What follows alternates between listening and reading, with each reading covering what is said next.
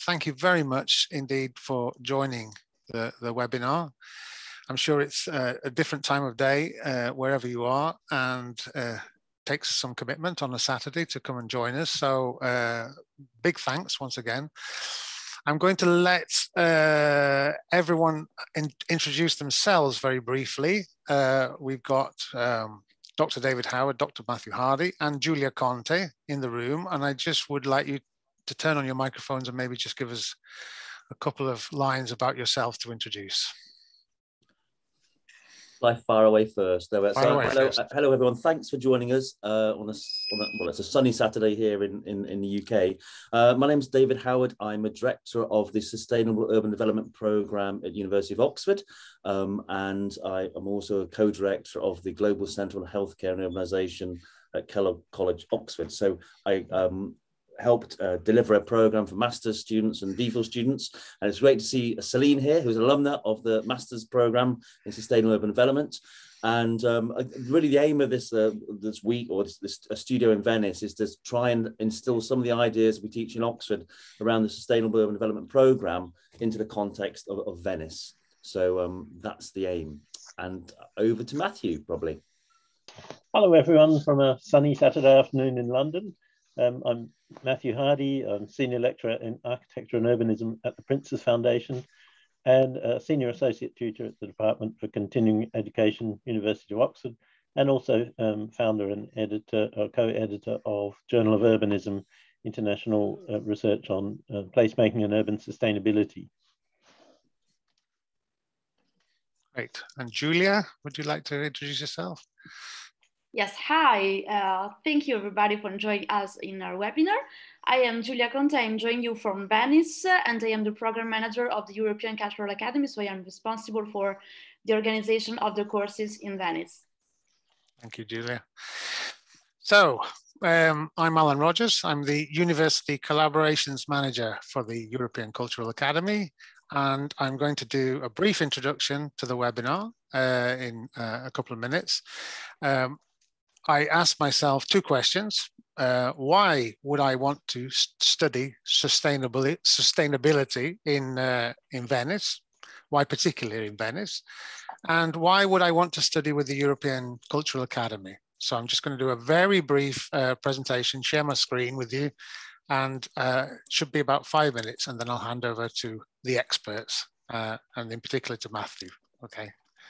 So I'm just sharing a screen now with you. That's great. And you should be able to see this on your screen. So why study sustainability in Venice? Well, here was a really great reason. About 10 days ago, Venice announced that it is candidating itself to become the world capital of environmental sustainability, which is a fantastic thing. And obviously it's in competition with other cities who will want to also have this crown. But for me, one of the great things about the European Green City, or the City of Culture, or the Olympic cities, is that it signals an intention by the city council, by the region, by Italy itself, to start work on some really great projects. And they've identified hydrogen, energy transition, social inclusion, housing, and tourism. So that work is due to start, and Venice will be a better place for it. At the moment, if you're a tourist in Venice, you may be thinking about this, really, as when someone asks you what Venice is like, you might be thinking about a crowded St. Mark's Square on Carnival Day. You may be thinking about Acqua Alta, the high water that sometimes floods the city and means you have to parade the streets in Wellington boots. And when it gets really high, shifts ferries from the canal onto the banks. You may be thinking about the fact that Venice is quite a labyrinthine, narrow, difficult city to negotiate. Lots of people get lost here. Or you may be thinking about the mass tourism and the cruise ships, which come into town and dwarf the architecture. What's interesting about that is that you do realize when the cruise ship passes that the architecture in Venice is very human scale, because the cruise ships definitely aren't. Little known facts are things like there are 10 million upturned petrified trees that support the foundation of the city, taken from the forest, from the mountains, at a time when deforestation wasn't even an issue. You know, we're talking about 500, 600, 700 years ago. Because these upturned trees are sunk into the mud and the mud doesn't have air in it, they turn into a kind of a stone. So there's kind of two sides to this argument, because there's no cement either in Venice. There's no cement in the foundations, no armor. It's basically trees and rafts of trees at the very base. You may be thinking about the fact that Venice is built on salt water, and therefore you can't drill down to draw up the water for drinking. And there's a very sophisticated water filtration system, which is quite ancient, where rainwater is gathered from the roofs and then filtered through sand in the courtyards, and becomes part of the drinking water in the well. You may be thinking about the fact that there's no cars or no trains, no heavy industry, so no pollution, question mark. There's all kinds of different boats, and there's obviously walking. There's very, very green ecological ways of getting around by rowing or sailing. There are public and private transport in terms of the boat use. There's also teenagers that burn huge amounts of diesel, driving around the lagoon at great speeds and causing distress because of the high waves that they create. You may not know that the city of Venice is 118 islands, each with a church and a canal, and connected by 400 bridges. And you can see in the illustration in the bottom right-hand corner that originally they were quite organic islands, and they become structured over the years as an act of collective architecture, as well as having real gems of architectural genius amongst them. The flood defense systems have been operating now for a couple of years, and since they've been operating properly, there hasn't been high water in Venice. But this is a big ecological experiment, and there are lots of protests about what that might do to the structure of the lagoon itself.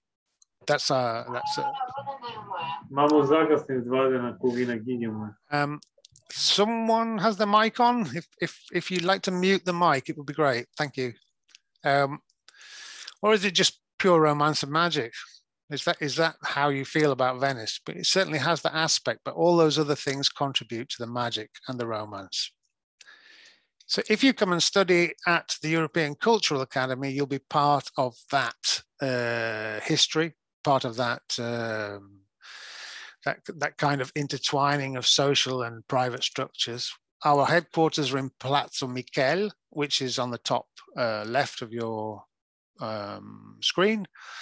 That's where the classes will take place, where the lectures will take place. In the middle is Palazzo Mora, which is the European Cultural Centre's exhibition venue. And the exhibitions are on all the way through the Biennale, and we have access to the exhibitions and sometimes to the artists there. Palazzo Bembo is on the Grand Canal, which we use occasionally also for classes. These are patrician palaces, and from noble families that produced 8 doges between them. We also have the use of 2 gardens on the basin of St. Mark's. The gardens are called Marina Ressa, and they're there also for projects which can have an outdoor element. That's a bridge prototype by Zaha Hadid. These 2 people are important. The Biennale director this year is Cecilia Alemani, and next year there is the Architecture Biennale, and that's curated by Leslie Loco.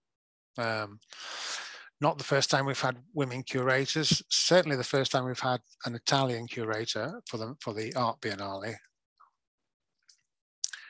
And these are also things that are in Venice, actually physically in Venice, that we can use, visit whilst we're studying in Venice.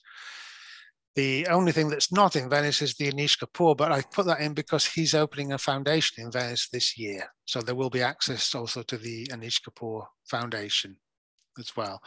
On the bottom row, there's the architecture from fishing huts through Byzantine, Gothic, Baroque, Palladio, Art Deco, all the way through to Carlo Scarpa. All those are in Venice, and you can see them while you're studying with us.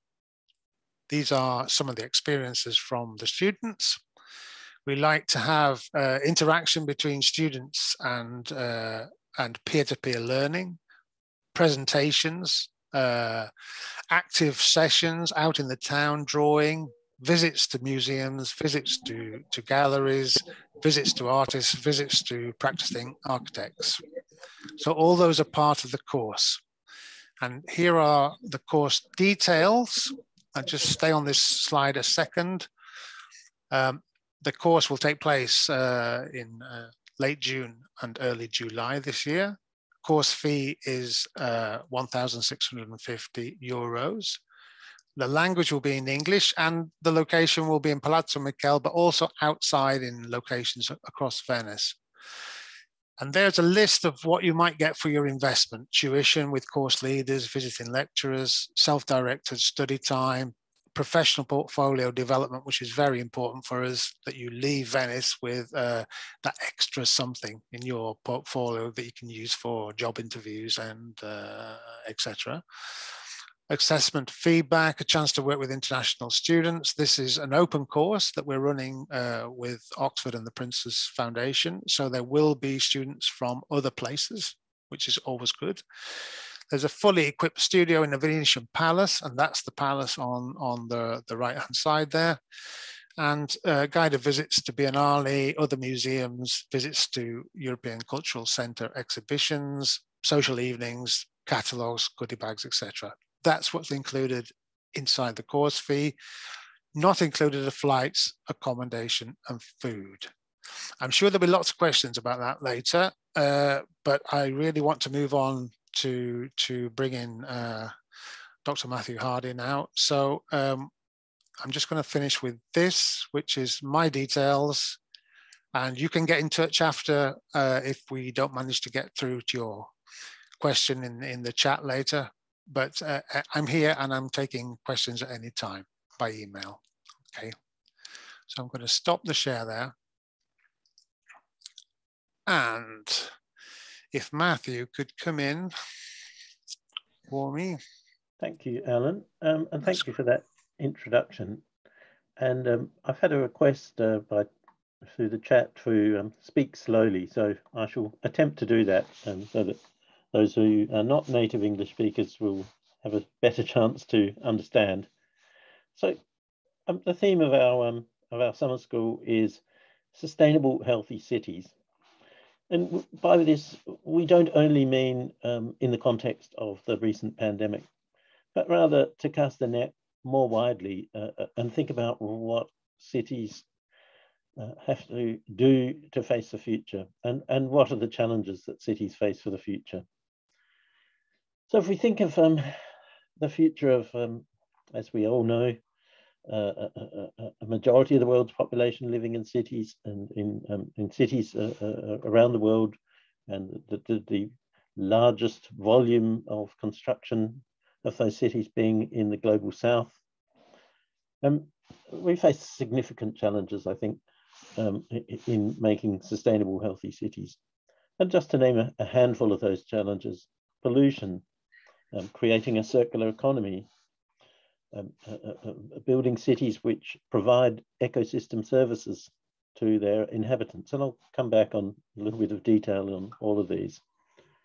Decarbonising transport, a challenge which has barely been attempted, let alone achieved. The challenge to meet 1.5 degrees Celsius of global warming. Challenge of making healthy and satisfying and productive populations. And I want to come back to each of those in detail. We know of the pollution problems that we face. They tend to differ around the world. The developing world faces what's called the brown challenges of sewage, paving, rubbish, and so on.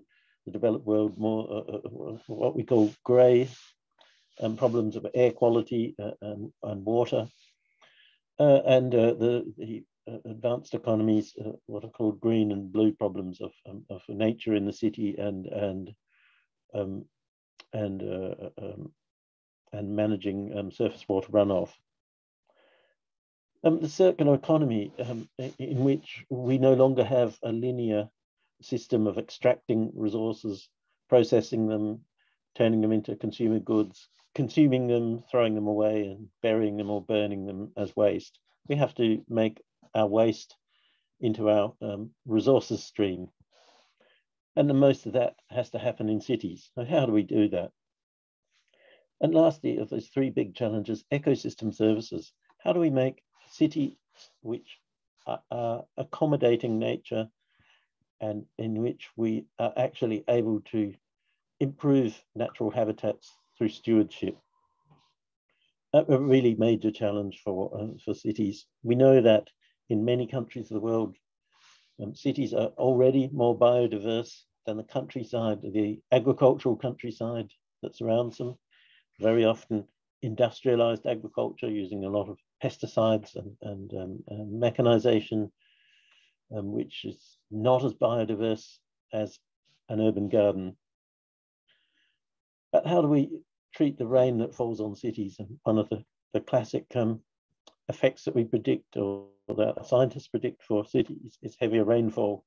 How do we make cities which are currently hard paved and which discharge lots of very dirty water into waterways in the sea, how do we make them retain and filter and nurture that water, creating biodiversity and providing habitats for fish and birds and other creatures within the city? In terms of decarbonisation of transport, a challenge which has barely been attempted. Indeed, most of the indicators are in the wrong direction.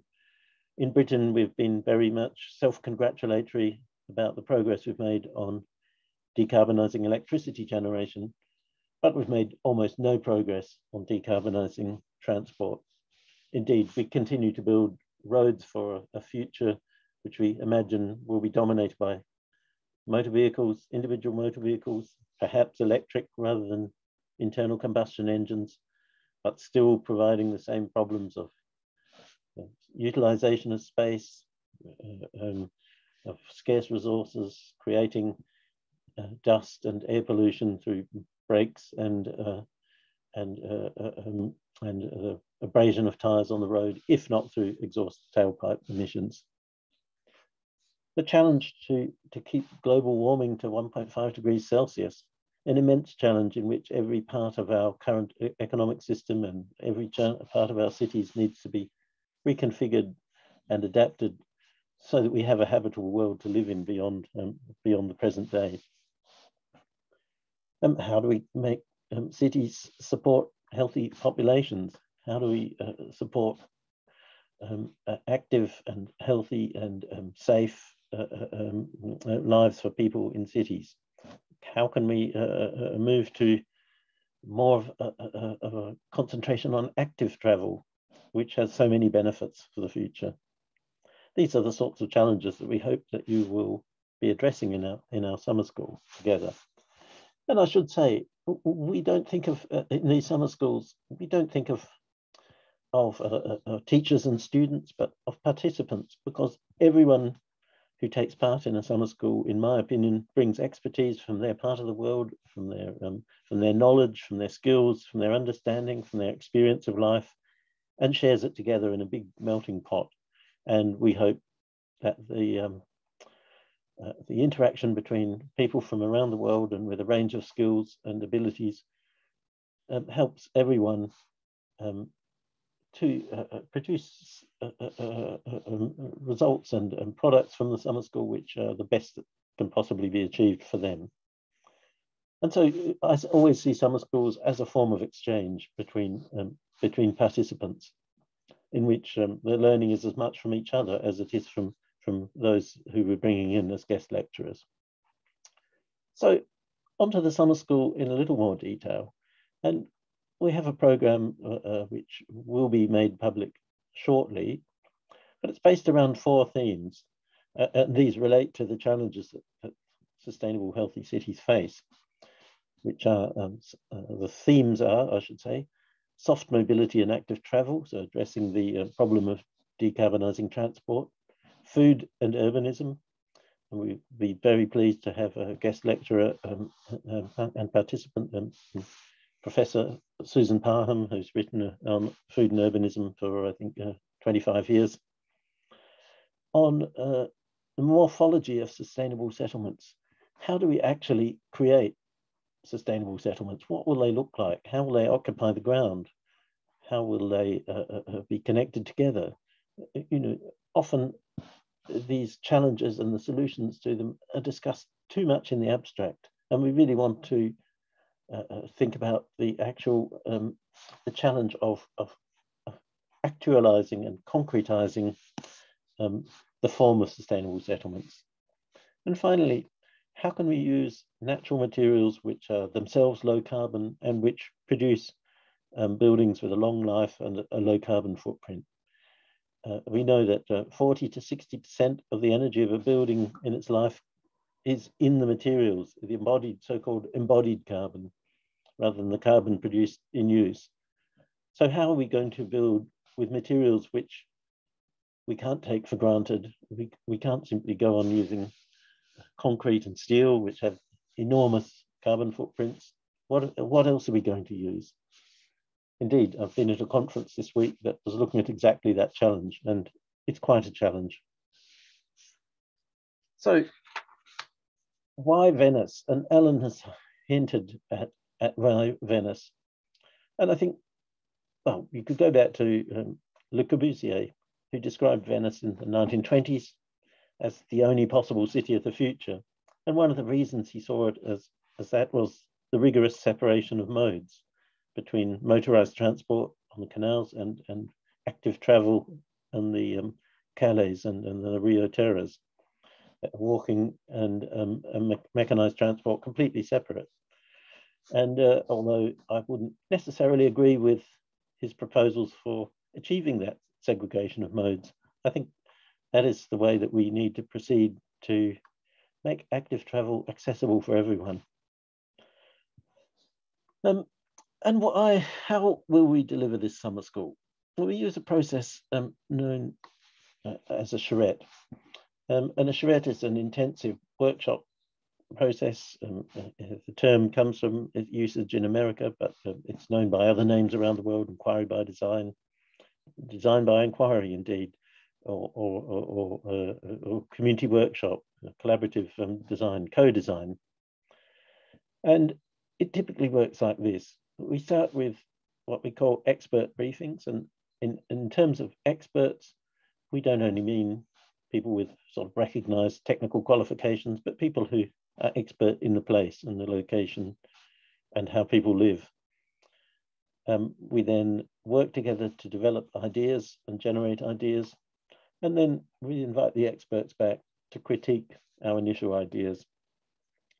We then work together to develop those ideas and then finally present them at the end of the summer school, inviting back our initial expert briefs to review our results and comment and adjudicate on them. We will be nominating some key sites in Venice, which you can investigate, or you can bring your own site. You may have a part of a city which you are very keen to investigate, or you can come along and we'll point you in the direction of a problem we think needs solving in Venice. And certainly, when we talk about Venice, as Alan has said, we see so many of the problems of the cities of the world represented there, starting with the shrinking city. While we have a problem of overdevelopment of cities and overgrowth perhaps, or continued intensive development in some cities in the world, In very many cities in the world, the smaller cities, we have an aging population, a declining population. We have built assets going to waste, being ruined, sort of being left behind, forgotten, elderly people are isolated, remote from services. And that's a kind of microcosm of what's happening in Venice, really, under the impact of tourism. And it's, in a way, it's sort of loss of centrality as a place in the last 200 years. We have global sea level rise as represented so poignantly in Venice since the 1960s, when the first major flood occurred. And it's taken 65 years to achieve even a partial solution to that problem. We have the problem of conservation and regeneration in a place where everywhere you look is a historic monument, listed monument. And the problem of tourism and what we might call over-tourism, where, because we simply don't build new Venices, as one of my friends once said. We need more Venices because the Venice that we have is oversubscribed. Why aren't we building more places as attractive and appealing and charismatic as Venice? I don't know, and I hope that we can solve that problem together. So that's probably enough from me, I think.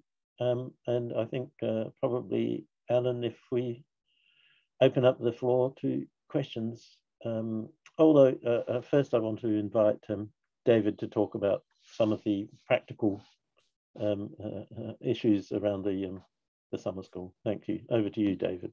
Thanks. No, I'll be very brief, Matthew. So I think what we're looking at in terms of we're looking at some of all the issues we're bringing to the Sustainable Urban Development Programme in Oxford. We're then using Venice as a case study, and Venice is a city of problems and solutions. So the aim of the summer studio is to say, what can we learn from the past that's relevant for the present and the future? So, you know, Venice is a city of contrasts. It's a major global tourist destination. The average stay of a visitor in Venice is 1.5 days, but the vast majority are there for a few hours. It's a dense, in some ways, it's a very dense city. As Alan mentioned, it's 3 square miles, there are 182 canals, 435 bridges. And yet this city is facing a depopulation of over 1,500 people per year. So there are a lot of dilemmas, if you will, in Venice. There are a lot of issues that you think that Venice is a unique city, and it is in many ways. And that's why it will make the summer studio interesting and exciting. But there are many issues in Venice that are global issues. So what we're aiming to do, we're looking at the 4 themes that Matthew mentioned: the active travel, food and urbanism, morphology, the form of cities, and also looking at the move towards net zero. What can we learn from Venice's past and present that can be applied to the future, not only for Venice, but also out west to your hometown, your city, your village, etc. So I think as a student, what you're going to get from the 2 weeks, well, it's going to be teamwork. There's also independent study. One of the key things we're trying to develop is that the notion of you have an original idea, you can develop it through in your project. You'll have support from the tutors on the course, and you will, at the end of the 2 weeks, have your portfolio based around the idea of healthy cities. So how can you link urban design, urban development with, you know, the beneficial social fabric of healthy urban living? So that is really what we're aiming for, and we're aiming for a good mix of intellectual endeavor, hopefully enjoyable as well. Various social activities during the week. So we want that mix, learning and enjoying over the 2 weeks. And we're very glad to open up to questions. So I'll pass over to Alan, who I think is now going to be back to being the MC for the session. Not the MC, but if we open up the chat to everyone now, and if you'd like to ask questions, I'll try and direct them to the right person. If there are questions outstanding at the end that we can't get to, then we'll get back to you later by email. So over to you, participants. If you'd like to open up the questions in the chat, please do. Let's see what comes in.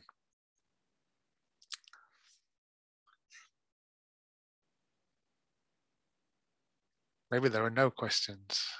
Well, I should say I also speak more slowly. Sorry about that. I was getting very excited, so I will take on board Katja's request. So apologies if I was talking too rapidly, but do ask any questions that that you have.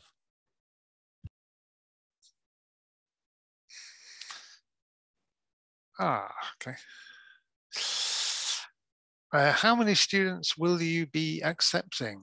There isn't a definite number. I think it's Reed, but we would like to have a group of 25, 30 students. Around that number is the number that we're aiming for, but we haven't actually got a cutoff. If the course is really popular, we might have to think about that. But it should be a good group, and there will be some activities that we can split, I think. So around 25, 30 students.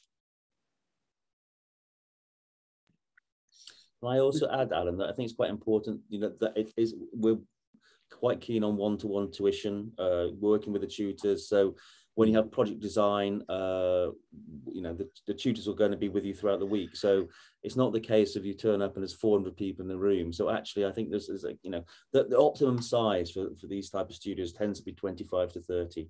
But obviously, if more apply, then we'll look for solutions for that. Okay, one of the questions that's come in is, okay, brilliant. Can we start? When can we start submitting our applications? Well, the application process is open. So I'll put a link into the chat for direct link to the application process. Mm-hmm. And the email mentioned an early bird discount. Can you add more details? Yes, I can. Everybody who's registered for the webinar, there are lots of people who registered that can't actually attend today, but everybody who's registered will get an invitation to see the video recording of the webinar, and they will receive a promo code in that email, which allows an early bird discount of 10% on the course fees. Oh, there's a long one here. Perhaps this is from Una. Perhaps Matthew, you would like to take that one. Yeah. Exploring. Happy to, Una. And for those who can't see chat, Una writes, I'm a doctoral researcher exploring policy-making underlying decision-making based on urban foresight project of city government. Firstly, I want to ask whether it is okay with not architect background. Secondly, do you think we can expect to learn how Venice city government predicts the future challenges, including the methods, tools? So firstly, I would like to reassure everyone here that, and in my experience of teaching summer schools, really, and background doesn't matter. So don't worry if you're not an architect or if you have a PhD. I think everybody, as I said, brings their own skills and contributes to the general learning process. And my experience of summer schools is that a range of backgrounds makes it a much better experience for everyone, and be absolutely delighted to have someone with a PhD looking at policy making, underlying decision making based on urban foresight. This is a hugely important area in predicting the future of cities, and understanding how those decisions are made is something that I think would really enrich the whole studio environment. As for the specific contact with the Venice city government, perhaps Alan, you might be able to answer that better. That's something we can look at.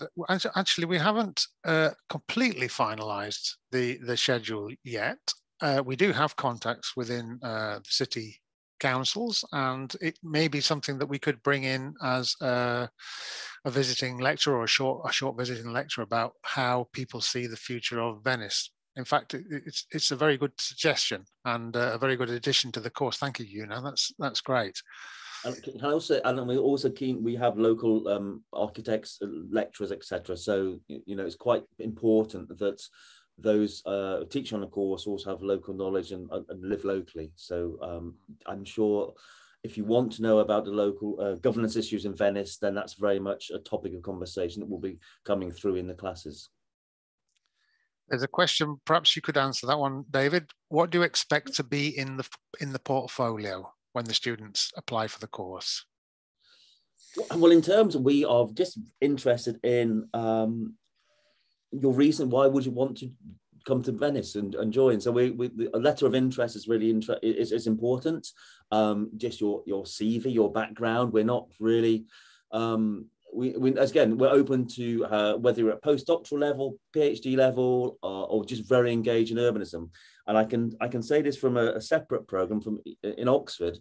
We work a lot with lifelong learners, and in terms of admissions, yes, we want people who are able to have some academic background, but yes, and also maybe some professional experience. But realistically, it's just an interest in sustainable urban development. I mean, that interest is going to drive the 2 weeks.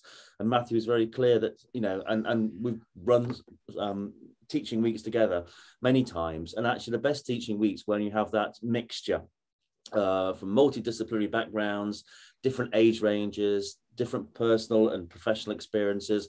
And that mix is really important. So I guess that's just a general interest and willingness really to engage in a what will be hopefully a busy but enjoyable week, or 2 weeks, sorry, in Venice, to consider the idea of healthy cities. That's the main issue. That's the main sort of thing we'd look for in the portfolio. The question in terms of timelines, when can we expect to hear back about the acceptance to our course? We would try and get back to you within 5 working days. So that's very, very straightforward under normal circumstances. We'll try and get back within. If there's a holiday, then it might be a little bit longer, but 5 working days. Great. We got thanks. Got thanks because I explore Venice, and splendid. Looking forward to it. Well, that's great. Thank you. I think if I could just summarize what we look for in a portfolio is, presumably we get a CV and a covering letter, but the portfolio really kind of fills that out and gives us a better idea of what you bring to the course as a participant. As I said, everyone in the summer school is a participant. It's less teacher and pupil than sort of participants informing each other. So it just helps us to get to understand where you're coming from. So thank you. Great, thank you, Matthew. Thank you, David. I think we're going to leave it there. Everyone has my email, so if there are further questions, just don't hesitate. Please email, and thank you very much for participating. I'll let you sign yourselves out of the webinar, and yeah, thanks again. It's great. Thank you. Yeah, thanks very much. Yeah, thanks everyone, and we look forward to seeing you in Venice.